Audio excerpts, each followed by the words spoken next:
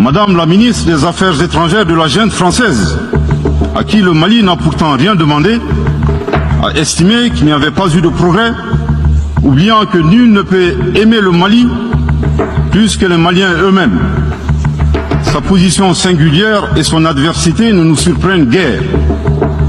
Victor Hugo, dans Claude Gueux, a classé le genre humain en deux catégories, en indiquant, je cite, qu'il y a des hommes qui sont fers et des hommes qui sont aimants. Fin de citation. Madame le ministre, dont il s'agit malheureusement, n'est ni fer, ni aimant, elle est hideusement sui generis. Si observer est une qualité, savoir se taire préserve de la calamité. Fin de citation. Madame le ministre de la junte française, le Mali vous conseille de vous contenter d'observer sa situation. Les autorités françaises, profondément anti-françaises, pour avoir régné les valeurs morales universelles et trahi le lourd héritage humaniste des philosophes des Lumières, se sont transformées en une junte au service de l'obscurantisme. Obscurantisme de la junte française qui s'est rendue coupable d'instrumentalisation des différences ethniques en oubliant si vite sa responsabilité dans le génocide contre les Tutsis au Rwanda. Coupable également de tenter désespérément de diviser les Maliens, enfants d'une même famille. Plus grave, Monsieur le Président, le Mali sera en mesure de prouver que la junte française a fourni des renseignements et des armes à des groupes terroristes.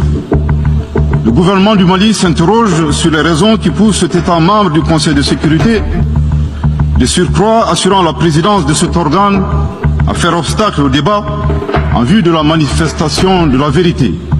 Afin de se donner une bonne conscience, la junte française accuse le Mali de n'avoir pas été reconnaissant en se gargarisant de la mort regrettable de 59 soldats français au Mali lors de diverses opérations de lutte contre le terrorisme.